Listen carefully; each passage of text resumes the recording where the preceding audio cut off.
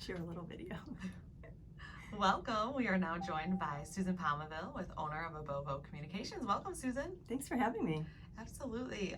Well, we wanted to, or I wanted to invite you on today to share a little bit about yourself. You're also a member of our board of directors of the Howell Chamber. So we're going to start off today just by sharing a little bit about who you are and your business. Sure. Yeah, so as you said, I'm owner of Abovo Communications. We do brand strategy, which in a nutshell means that we help companies and give them the tools to keep their look and their message consistent. So that's kind of what we do. If you have driven down Grand River, you've most likely seen my work. One of the largest logos I've done is the Genoa Township logo, which is on the water tower. That's right. Yeah, that one you can't miss. You can't miss that. Uptown Coffee House, Okay. Livingston ESA, and then also... They were just on. Yeah, that was fun.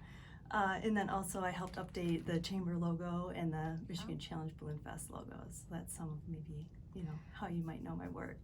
That is fantastic. Now, how, before we talk about how you became involved, what drew you to communications? Why are you so passionate about it? Yeah, it's something that I think I've just always been naturally drawn to. One of the tests you took in high school said advertising would be good for you, so... That's funny. I met Laura on the way out, who helps kids with that. That's exactly what I was just thinking. I was like, well, we really just had a conversation on, helping kids just determine what career path they want, what they're interested in, and getting them out in the field and connecting with employers. But yeah, that's interesting. So I started at Michigan, Eastern Michigan University, and studied marketing there with an art minor, just because I'm, interested in art. So I did that for a couple years, and then transferred to Kendall College of Art and Design, where I graduated with a degree in visual communications. Awesome. So, yeah, and I've always been a philanthropist, entrepreneur is what I want to say. So I knew that I wanted to have my own business and kind of do my own thing someday. So yeah. That's exciting. Well, we're happy to have you here because you've been doing great work in our community, and we love driving around seeing all your wonderful logos. Tell me how you became involved in the Howell Area Chamber of Commerce. Yeah, so when I first started my business, I did a lot of work in the Detroit, Ann Arbor, Lansing area. And then once I had kids, I kind of started doing more work locally and just really wanted to be more supportive of our local community and connect more locally. So that, Chamber was a good fit for that. Absolutely. No, it is. I think that, the Chamber is, obviously I'm biased, but a good way to really just connect you to the community. Yeah. And I think right now we're seeing a little resurgence of that, just because people are just really interested in reconnecting with community, and we've all been kind of in our own bubbles for so long. So yeah, right. How has the Chamber helped your business grow? I think through those connections, really, just getting to know people, and I've word found, of mouth. Yeah, word of mouth for sure.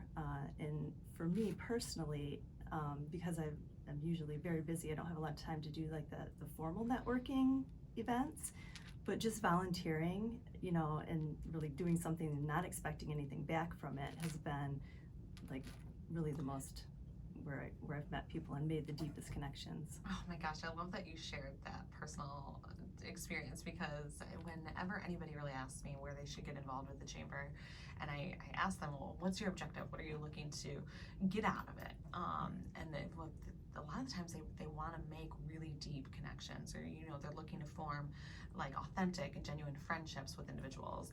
Yeah. And I always mention volunteering, because it's not until you're like kind of in the thick of like a wild something and crazy you gotta fix, event, right? and like something hits the fan, and you've been up for 12 hours or whatever. I know I'm selling this and making it sound super fun, but that's a deep connection. That's when you form these really deep connections, and it's amazing to work within one of our any of our committees to kind of have that experience. So that's great to hear a testimonial firsthand this morning. Right. Well, it's the truth. So.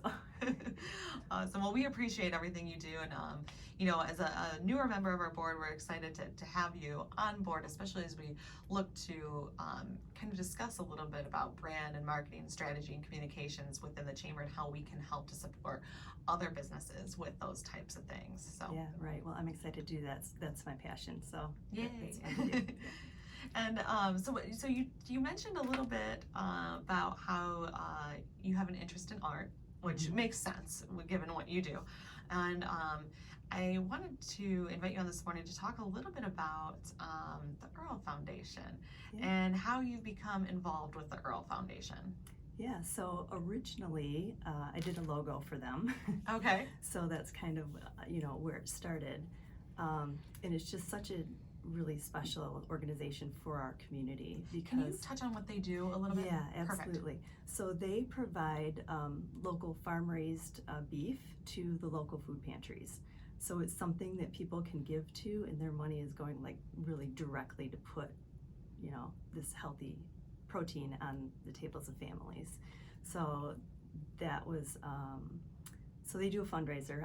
I'll go back just a year right now how I really got involved with them. So the logo was like a few years ago, and I knew, what they did. And then, so every few years they have a big fundraiser.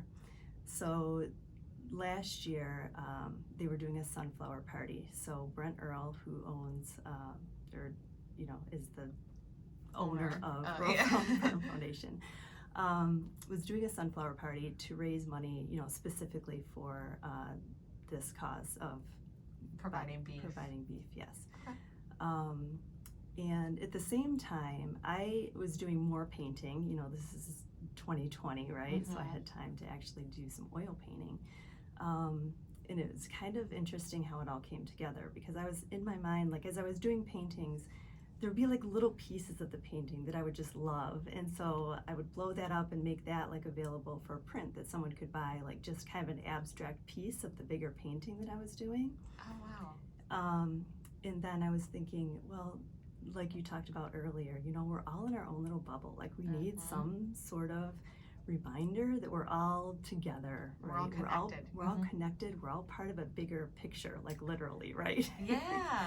So as those thoughts were going through my mind, I was talking to Brent about his fundraiser that he was doing in the sunflower field to raise money. And I'm like, oh my gosh, I know what I'm going to do. So I did a big 4-foot by 8-foot painting, a sunflower painting, and made up of 100 individual canvases. Oh my gosh. So what we did was we sold each individual canvas at the fundraiser. So that is so cool. And it was an amazing experience because like the party was in the sunflower field, right? Yeah. So you're surrounded by these sunflowers, and we had this huge piece of artwork. There was a cellist, there was a great band. Like it was an amazing, event. And so they for a great raised cause, and for a great cause they raised $32,000 that event. Wow. Just the artwork itself was over $23,000 worth of artwork that we sold that night. Oh my gosh, that's it was incredible. just so exciting and so much fun to see that. It is exciting too, because you're there supporting the community, and in turn the community is supporting this great cause, but also you as an artist. And absolutely, that is just really rewarding. It was really special. Yeah, it sounds like it. So what is your latest project with the Earl Foundation? So now this year they are doing a vintage baseball game and ice cream social. So I had a son graduate from high school this year. Like I had kind of a lot going on this spring. So Brent called and he said, well, I know you don't have time to maybe do 100 pieces, but if we could do some sort of artwork, that would be great. So to go along with the vintage baseball theme, I did an American flag. So it's an American flag made up of 24 pieces. There's 24 canvases that make up a 3-foot by 2-foot big, American flag. Yeah, right. Oh, that's awesome. Yeah, and so the thought behind that is just to celebrate the strength of our country, which is, just different perspectives that we all have.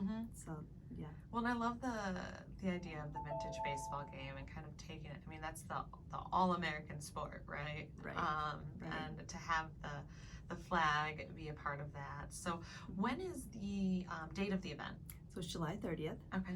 And you can still get tickets at earlfarm.com. There are a few pieces of artwork left. Okay. I think there's 10 pieces left, maybe. Okay. So if you go to earlfarm.com, and then you can purchase on you can purchase website. online. Yeah. Now, who's playing in the baseball game? So, good question. It is the Howell Cow Tippers Oh, okay. versus the Canton Corn Shuckers. Oh my gosh. So this is the Canton Corn Shuckers. They're a real vintage baseball team. They play at Henry Ford. Oh wow. So Brent got them to come to Howell, and he's put together a cow tippers team. Oh my goodness. So you can also get, like baseball hats, and like he's got memorabilia and swag. And yeah, all kinds of swag for the cow tippers, which of course all goes to support the Earl Foundation and the beef. Yep. Which again, it's what I love about this organization is it's just so direct. You're giving money to, it's not a big organization that has, a lot of overhead or costs. It's directly just buying beef that goes right on the tables of local families. That's amazing. Yeah. And then that all stays right here in Livingston County, I assume? Yeah, 100%. That's Yeah. amazing. Yeah. And I know that this is definitely something that, people talked about last year, so I anticipate they're going to get a good showing this year. Have you heard anything about what they're anticipating as far as attendance goes this year? Well, I know they've sold at least 150 tickets so far. Oh, wow. Okay. So, and it is limited somewhat. I don't know what the final numbers are, but there's some. And it's, where are they having the event? It's at the Earl Farm. Okay. Yeah, so they've got it set up in their yard. They've planted this big row of corn that will serve as like the outfield. Think of Field of Dreams. Well, that's literally what I was thinking. I was like, okay, Yeah. So we have our very own Field of Dreams right here. We seriously do have our very own Field of Dreams, so you have to see it. There's an enormous banner, with like some vintage advertising, and yeah. Oh my gosh. Like there's other people in the community. There's a handmade scoreboard that they're using. There's all these little things that are just really very cool. Wow. No, that sounds like a fantastic event, and that's gonna, like you said, July 30th. What time is it? Yeah, so the game, I should know that. Well, it's probably on their website, right? Yes, And it it's is on their website. And so we'll have all of that information posted in the YouTube link. Okay. And then, if somebody's looking to kind of reach out to you to just talk about a little bit more about any of the marketing or branding or logo creation or anything like that, how might somebody get in contact with you? Yeah, so you can reach me on my website. I've got a couple of different websites really, but susan@abovo.net.